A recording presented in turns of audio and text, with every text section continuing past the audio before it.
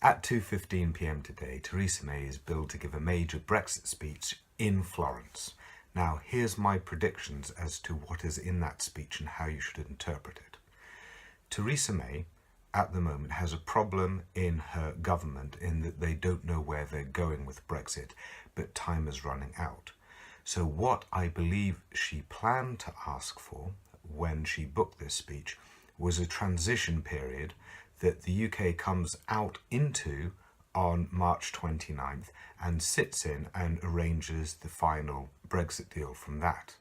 Now, the interesting thing is that Michel Barnier is literally one step ahead of her, because knowing her speech date, he had a speech yesterday in which he said, with regard to transition periods, if you want a transition period, that is fine, but bear in mind that that is legally part of the overall withdrawal agreement, so that we know what you're transitioning from and to, and also it's a big complex deal making thing, so it comes as part of the sequencing, i.e. later on after we've sorted out all the billing and stuff.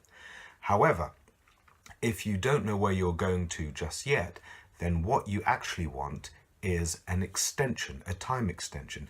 That can also be done if everyone agrees. It's written in Article 50 that it can be done, and that just means we put the deadline for you coming out of the EU further down the line.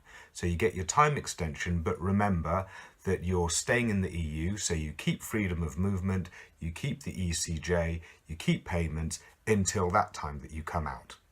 Those are your two clear, manageable options. So where does this leave Theresa May, given that Barnier said that yesterday? Clearly, she doesn't have enough time to change tack, and clearly her cabinet are going to be divided on these issues.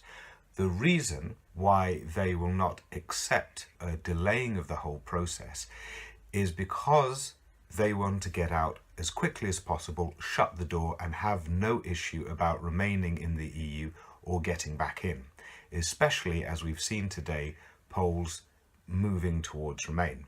Also, they don't want to do the transition deal as Barnier lays out because they want to sort it now. They don't like the uncertainty, which is clearly eating away at our economy. They want to do it now in order to try and settle nerves. But we have already agreed to the sequencing, which is sort out the finances, sort out the EU citizens' rights, and then we can get on to the complex deal making. So how is Theresa May going to try and get around all of this? She will have made some modifications to her talk to factor in what Barnier was saying.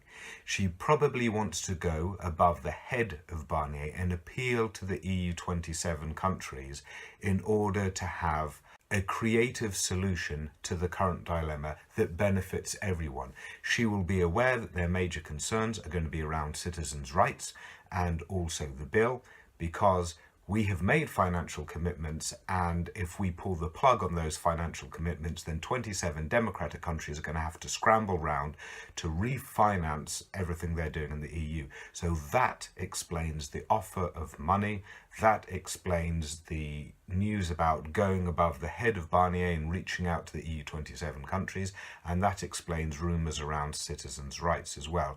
She wants to try and talk directly to the EU 27 and say, our offer is this, we can pay this money, we can guarantee these rights if you put pressure on Barnier that one of the things that we do immediately is agree a transition deal that we go straight into on leaving. That, I think, is her plan. Let's see what actually happens.